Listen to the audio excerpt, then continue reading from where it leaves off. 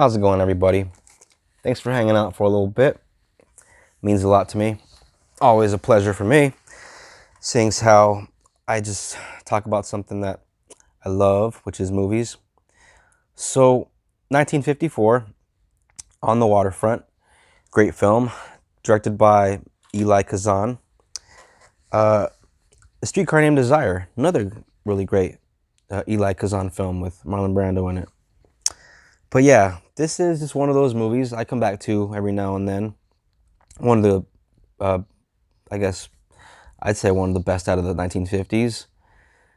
And this is one of those films that has a really great character arc with the character of Terry Malloy, played by Marlon Brando, who is excellent in this part. I mean, come on, he's Marlon Brando. How's he not going to be excellent? Zang. Y'all who've seen Wayne's World, you know what Zang means. Fucking excellent. So, Eva Marie Saint plays the love interest in this film. She was really great in North by Northwest. Really good Alfred Hitchcock film that stars Cary Grant. I can't wait to talk about that film, actually. That's one of my favorites. So, at the beginning of this film, someone is killed, and our main character has sort of an involvement. Isn't responsible, but he's involved. And he meets the sister of the victim and starts to fall in love with her. So he starts to grow a conscious. Here comes the lisp. And his brother happens to also be involved, since his brother is within the inner circle of the head guys behind the organized crime outfit that is running things down at the waterfront, on the waterfront. And Lee J. Cobb, great character actor, was in 12 Angry Men. He was the guy was like, I'll kill you. And then Henry Fonda says, you won't really kill me, will you? Or no, he says, you don't really mean you'll kill me. But yeah, that guy. And so, yeah, he's also really great in this movie. Great character actor. And Carl Malden is in this film, plays a priest. Has a great scene in this film. He has a lot of great scenes in this film, but one in particular when somebody else shows up dead. And he's standing at the body, sort of talking to everybody that works on the waterfront. Take a shot every time I say on the water. No, don't take a shot. So yeah, he's laying it out for everybody, just giving it to him straight, and everybody starts throwing things at him, and he sort of just takes it, and then he keeps talking. It's a very inspiring scene, beautifully written, and yeah, Carl Malden, I always enjoyed him. He's great in The Streets of San Francisco with Michael Douglas. Great 70s cop show. So, and I can't forget about Rod Steiger. Rod Steiger is just one of those great old school actors. He's great in a movie with George Segal. Yes, George Segal. Yeah, George Segal. No Way to Treat a Lady. Yeah, great film. Where he plays a serial killer in that one. Maybe I'll talk about that film eventually.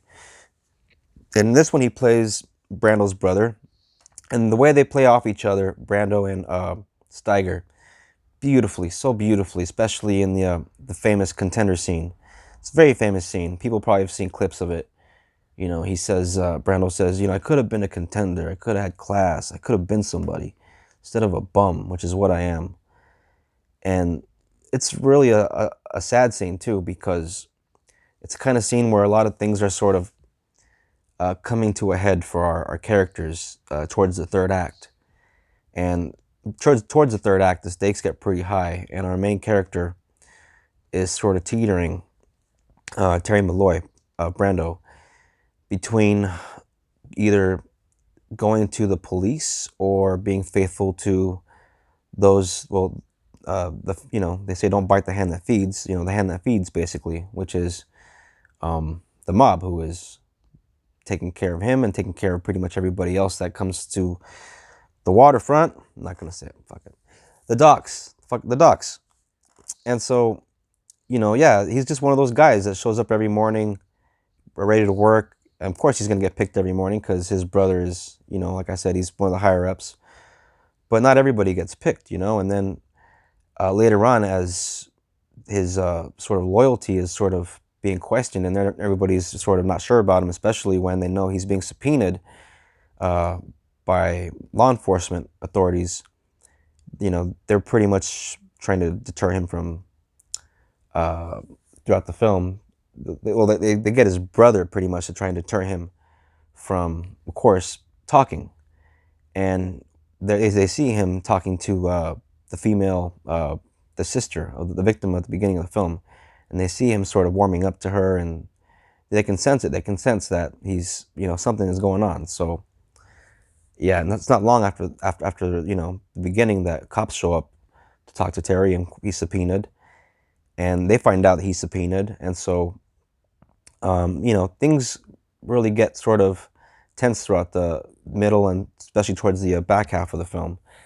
When somebody else shows up dead, it really sort of starts to make him question things. And then when somebody else that's a little closer to Terry, when it really hits home, uh, because it's actually somebody that he cares about, so it hits home for him. And then that right there sort of starts to change his outlook on everything. And it's just one of those great character arcs that some of the only some of the best actors can pull off. Like Pacino, the way he played Michael Corleone, pulling off just the one side of Michael that was didn't want anything to do with his father's business. By the end of the film, taking over the business.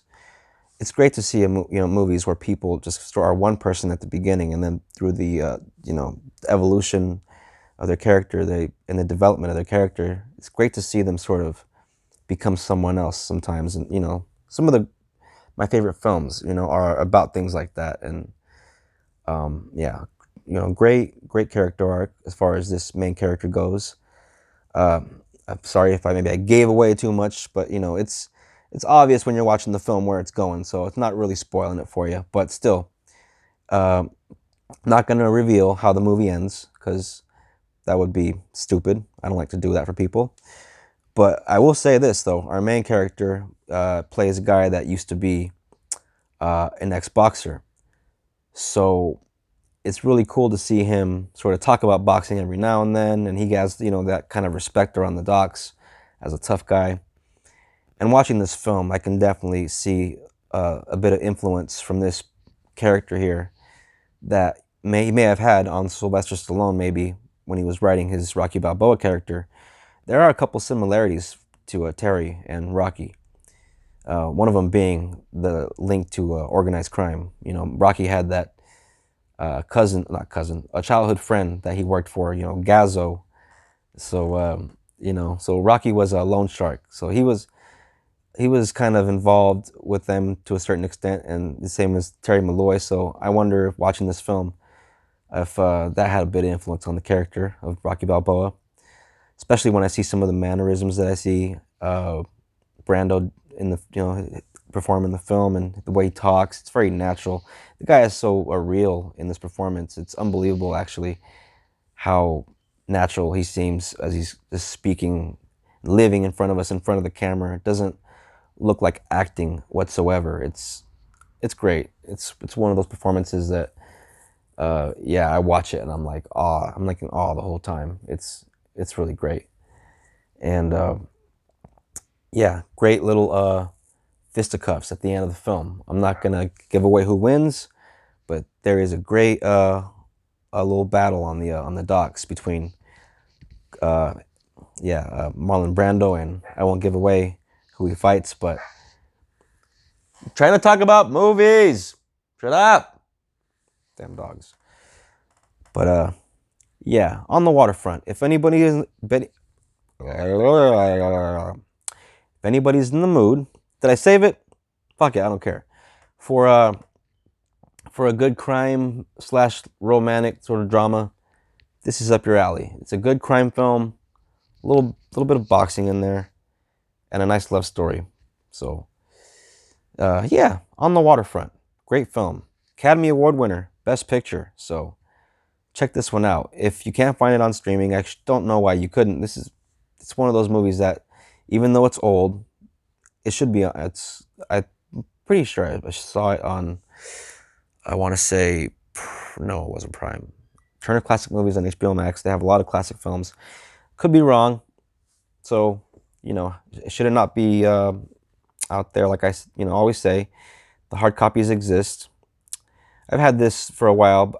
This is a DVD. Before I started buying the Blu-rays, I was buying DVDs, of course, because they came out first, which is why I have this one. So I just never bothered in buying the Blu-ray because, I mean, it's a black and white movie. It's on DVD. How much better can it? Well, I'm sure it could look a little glossier, but But yeah, On the Waterfront, 1954. So I guess that'll be it for now. Till the next one. Thanks for checking it out. If you decided to stick around this long, you deserve a medal. There it is.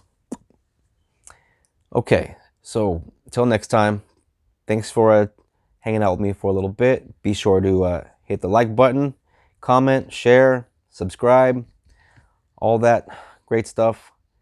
And till the next video, adios.